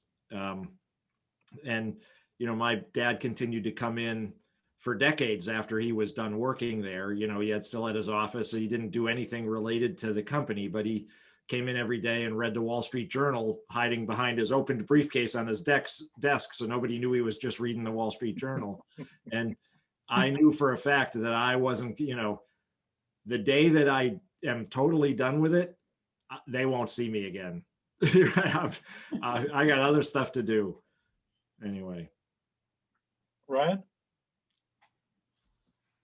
It's a good question. Rick, I think you got to look at, are you going to plan on working for them afterwards or not? And I think those really represent kind of two giant paths, because if you're going to keep working and work for the company that acquires yours, there's just a whole bunch of questions you have to ask yourself about, being an employee at a new company and now having a boss and what that relationship looks like, and understanding their vision, why they bought your company. What are the learning opportunities for you? But I think if you're not going to do that, then none of that really matters, right? You don't have to worry about what happens after you're gone. You do your time and then you leave. But I would say, being pretty fresh is, I think Dan kind of hit it on the head, is really make sure that this is what you want to do and you're ready to do it. Because once you step through it, you really can't go backwards. You know what I mean? There are some decisions that you can't take back. Emotionally kind of ask all the questions that you need to ask. I don't know. It's someone if that's a really good question. I don't know if I have all the answers. It's something that doesn't get talked about enough. It is a big emotional deal. It's like your child. It's like a spouse, and you mourn it when it's not yours anymore, when you're not engaged with it the way you had been. And I think it was excuse me, Dan Gilbert wrote a book called Stumbling on Happiness, and in that he said, essentially, he said at the beginning of the book, I'm going to tell you the secret to happiness at the end of the book. And I'm also going to tell you you're not going to like it. I'll spoil the book for you. What he says is that we don't project ourselves into a new situation very well. So me thinking about Scott 5 years from now is not a very productive exercise, because I don't know who Scott is in 5 years, and I don't know what the circumstance is. And I've often quested for something, got it, and then thought, now what? And that's an issue that I think needs to be addressed more often, is now what? What's next? And Ryan, you said it, you should be interviewing them for a job as much as they're interviewing you or doing due diligence on you. So it's, and I don't have an answer, but it's a big deal, and somebody needs to write a book about it, Rick. Well, one thing I would throw on the table, in addition to these points, is that my suspicion is, or my experience is that if we ask somebody to come in and be our advisor, and it could be a broker, anything, they're giving us feedback on the company, how we built it, on how we're leading it, just think about, Ryan, all the things you said about even going back and redo the books and all this sort of stuff. And I do think there's a big element of how do we take feedback about things that have been extremely close to us, that have basically represented our life. How do we take feedback about, well, gee, you really should have done it this way, and now you got to get it straightened out. And I think there's a whole mental process about, accepting that, okay, I've brought these people on board to give me feedback about how to do it, and I've got to take down my natural barriers to, I know how to do it, I've been doing it right, and this is the right way to do it. And okay, maybe I have to do some of this different. I have to you know, upgrade some of it, and that's just part of it that I'm accepting. So I think Dan said this, and I say it. That's why you have someone like Mike or a broker. I'm a huge team guy. I'm always like, you got to have your team. You have your lawyer, your accountant. You know, you don't get anywhere without a team. You can't do everything yourself. And the team is there to do the things that you are maybe not good at, don't have the time for, you know, whatever the phrase of the day is. But ultimately, it's so that I can do less. I can do other things, do things I'd rather be doing. And having someone shepherd you through the process. I mean, Mike handled some difficult conversations, and he was there when a couple of times I basically walked away pissed off. You know what I mean? At some conversations that I had that were just were what they were, right? They weren't necessarily evil or ill-intended. It's just you get hit with some information you didn't expect and you get upset. And having someone be a buffer for you in terms of like recommending a constructive way to frame the process is to talk to that person a lot first, because they've been through it a whole bunch of times. And I would never do it alone unless I had done 10 or 15 of them, or I was the CEO and not the owner, right? If it wasn't my baby and it was just a business transaction, that's one thing. But when you're emotionally invested in it, you built the company, having that buffer was critical. I mean, I probably would have just gotten fed up and walked away if I didn't have someone like Mike sort of guiding me through. So I think that's a really important piece. And of course, you're going to know what I would say about that, Rick. I think you need to have a group of peers that you can, that have your own best interest at heart. And I feel strongly about that, and it doesn't have to be my peer group, but just a peer group, and find somebody that who's got your best interest at heart, and as a person. Great conversation. Thank you. Yeah, not that a paid advisor doesn't, but they'll have a reason and a perspective and a lens through which they're looking. So, all right. Well, that was all the questions that I had in chat. Anybody else have anything else that they would like to throw on the table? Victoria, Victoria? wave your hand if you can see it. Yep. Thanks so much. Joe, thanks to all the presenters. It was really great to hear everybody this morning. And thank you, Scott, so much for putting together a great panel. And I am so thankful for the peers in the CEO Roundtable who have helped me, because I'm in this and I'm in this process. And Joe, I want to especially thank you for bringing up the sales tax issue, because this has actually we were just talking about this this week, and because of the Wayfair ruling, we sell laboratory equipment all over the country, and it's fairly expensive equipment. And so we're now realizing, like, oh my gosh, we actually probably hit thresholds in a number of states last year. And so I'm going to want more information from you, and to be able to talk with you about, the best approach for handling this. And so I don't know if there's anything that you'd want to share now, or, Scott, I need to make sure that I have Joe's contact information too. Thank you. Yep. Yeah, of course, I'd be more than happy to discuss some of the options and some of the alternatives that you have in your current position. You're right, Wayfair most certainly changed the landscape when it came to sales tax. And there's a lot of things that have to get addressed and should be addressed as your business continues to grow and sell in other states. When did that ruling get made? I want to say maybe I think it might have been 2 years now at this point. I'd have to go back and check. Okay. Okay, thank you. Okay, thanks, Victoria. Tim, any closing remarks? Take the mute off. I guess I'd pick up a couple things, and Ryan just hit on it. It's I loved his kind of the doctor-patient analogy, in that the professionals get used to doing this over and over again, and it becomes there's muscle memory there, but it's really important for the client in this case, or the patient, and I think that's a great way to think about it.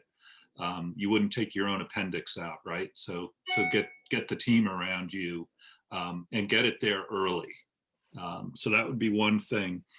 And then I think it was Dan who was talking about the, going to market early in COVID, and that kind of represented an opportunity, if it didn't work out, to kind of have a reason for why they didn't sell. One of the things we're seeing in our practice across the country is that COVID has really changed the nature of the relationship a lot of owners have with their businesses, where, a year and a month ago, things were great and, they could see themselves doing this forever. Well, it got really tough the last 12 months. And that, in many cases has changed their long-term view on holding the business. And that, coupled with a very hot M&A market through the end of last year and at least into the first quarter of this year, a lot of folks are thinking about going to the market, much sooner than they had in the past. So those are two thoughts there.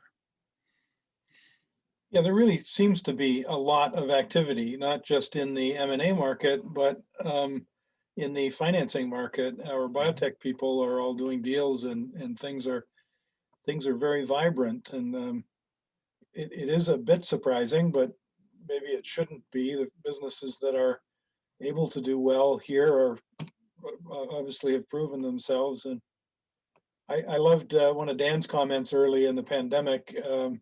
He said, yeah, we're doing well. Our salespeople are holding meetings instead of the steering wheel. And that's, costs have gone down. Efficiencies maybe gone up. I don't know. We've learned something. Yep. Beth, other thoughts? Things we I missed? just have two quick. One, again, just reiterating the preparation and the education. I'm always trying to help people be proactive and understand what they know and what they maybe don't know at this point. So just, know what you don't know when to ask, and ask your CPA, your advisors that you're already surrounded with, and bring on more members as appropriate. But it gets, as wealth increases, there gets to be more complexities. And so just, even if you make a decision definitively not to do something, I always say that's a good decision, because at least you are aware of the options and the strategy and definitively made that. The other thing, and it sounds like a lot of business owners on the Zoom today might be sole practitioners or sole owners, but for those that have partners, whether it be family members or non-family members, just thinking about the dynamics between shareholders and with different needs, either from a monetary standpoint or just from a family standpoint, and ultimately goals. I think Vinny had talked about his employee who's 14 years younger. So just thinking about all of those dynamics and how it plays into the decision-making process, I think is important. And obviously, the more that those conversations come out and the earlier on, I think it's just a more smoother ride for everybody. Yeah, this whole issue of asking for advice or getting on it early, I think is key. That I see people waiting way too long to get advice, and maybe they're not ready, maybe they're not emotionally ready, maybe they don't think that they think their business is messy, so they don't want to expose that to somebody. I don't know why, but it's probably the emotional issue that people, maybe they're not emotionally ready. But yeah, Hans. Thanks, Scott. Yeah, one thing I noticed was we didn't have an attorney on this panel. Can one of you maybe comment on, is an attorney part of the, should an attorney be part of the team here? And if so, me as a business owner, what would I look for in an attorney that I would want to have on this team? Would they represent me solely, or, and what kind of experience should they bring to the table? So Go ahead, Dan. Go ahead. Attorney definitely is a member of the team, should represent you. I mean, the attorney was so critical through the process. Again, so many of the things that you had to do in due diligence, they've, you know, if the right attorney has a team or has somebody who's done this stuff all the time. So as we're uploading things into the data room, you know, as we're plowing through the just horrific task of providing all the forms in the format that they're supposed to be in, an attorney with a business practice is critical, was for us anyway. Yeah, I'm gonna agree. That's a definitive yes. And I think having someone, as Dan said, that has some of that, you know, business experience, M&A experience, is, you know, when you do get to that point where you're thinking about an exit event, having someone like that is absolutely critical to the process. And you know, there are plenty of high quality firms that, you know, you don't need the bulge bracket New York based firm. I mean, there's plenty of firms that have started up over the last 15, 20 years that have senior level people that, you know, with reasonable rates and are really thoughtful about the way that they would advise you and that kind of. So I think it's absolutely critical, and they should be part of that early team lineup for sure. Mike, I heard you say bulge bracket. Was that, did I misunderstand that, or it's something I've never heard before? Yeah, I just meant you don't need the, you know, you don't necessarily, some companies do, but you don't, you know, smaller companies don't necessarily need that, you know, brand name, you know, New York based or Boston based, you know, law firm. It's, you know, sometimes you do, but more often than not, it's finding that individual that's got, you know, that you can call 24/7, because there are going to be times in the deal where you need to. That's not going to manage it down with a junior person, you know. So I think sometimes finding that individual who can really advise you and you know, help you with some of the planning stuff that we've talked about around the contracts and cleaning up some of that stuff. But also when you get into a transaction, they understand the key 10 issues and don't get hung up on the other 20 that just result in time lost and money lost. And I think that's key. And we get this, we see this a lot where the company will have a pre-existing relationship with someone that's advised them on some leases or something that they want to use in a transaction. That's more often than not, you're going to end up actually spending more money with that individual than if you just hired someone that was M&A focused, that knew the issues to deal with. Because these are things that you're going to have to live with post deal, you know, these reps and warranties and things. You know, you got to have someone that's pretty thoughtful about that and can help you think through what are the right things to kind of key on here with the buyer, and what are the things we can sort of negotiate away, and, you know, those kind of things. I would agree. I'd just like to add, I mean, I feel the attorney definitely comes into play in a lot of aspects of the deal, especially at the beginning too, when you're discussing the letter of intent. I know we kind of didn't talk about that a little bit, but when it comes to getting the letter of intent looked upon, signed, and agreed on, the attorney is pivotal in making sure what your vision of how the sale is going to happen is properly documented in legalese, so to speak, in that LOI. So there's no misunderstandings when the attorneys go to actually paper it in the asset purchase agreement or stock purchase agreement. And I agree with Mike that, you know, general in-house attorneys are great. I don't want to discount what they do, but, you know, having an attorney that focuses only on M&A activity is pretty important in my opinion. For us, you know, the companies on the other side in our deal that, you know, almost any one of them that we would have picked have done a bunch of deals already. Their team has scar tissue and I don't. So I needed people on my team with the same scar tissue. Right. Good point. Yeah, well put. The easy answer, Hans, is they're super pivotal. I mean, I had like just about a 6-figure legal bill. That's how much, you know, in really a condensed period of time, because, you know, I mean, unlike what Joe said, like our LOI stuff wasn't that intensive legally. It was the purchase agreement was, I mean, and Mike can talk about whether how typical it was or not, but man, it started to get really obnoxious.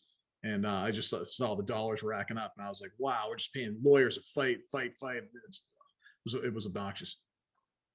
Yeah, I mean, one thing that worries me is sometimes lawyers can kind of create work for themselves, right? They can overly complicate stuff and drag everything out. So you've got to be really careful, I think, about who you hire, that you make sure they understand that the goal here is to get this thing over the goal line, right? Right.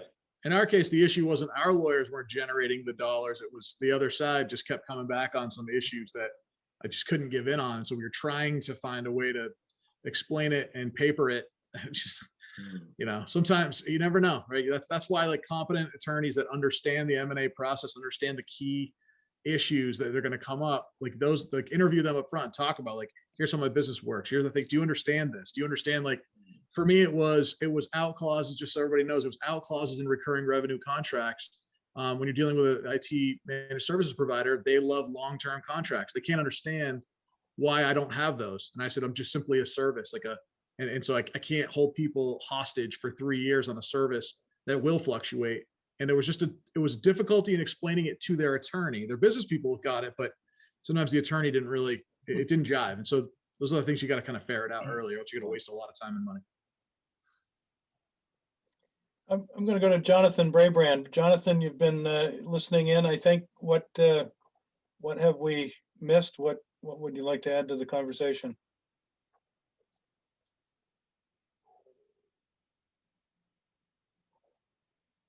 We saw you there for a minute, Jonathan, so I know you're there. So's your dog. All right, let's come back to Jonathan. Anybody else got something to say? Question, comment? Okay. Well, thank you all. This has been enlightening for me, and I hope it's been enlightening and enjoyable for all of you.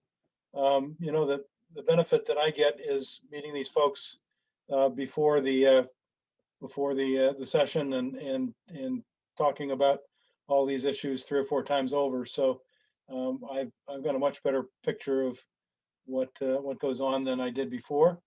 I thought I had a better picture than before, but you know, that's the nature of this stuff. You never know what you don't know. So again, that's why I love doing what I do with the roundtable. It's going to school every day. I learn something from these folks, and I will say that both Ryan and Dan are the most thoughtful and self-aware people that I've met, and that they bring a whole lot to their businesses and to the roundtable. So thank you guys for being here.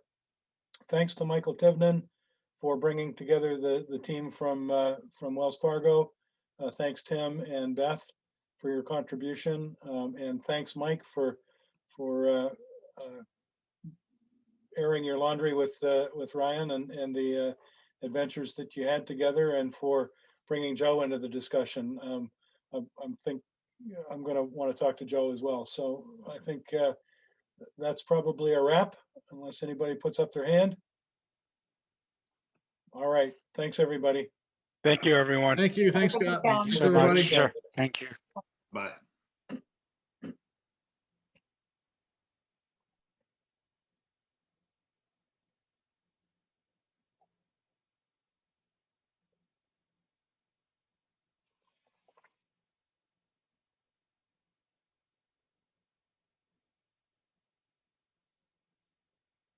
Thanks, Terry. Thanks, Frank. Thanks, Joel.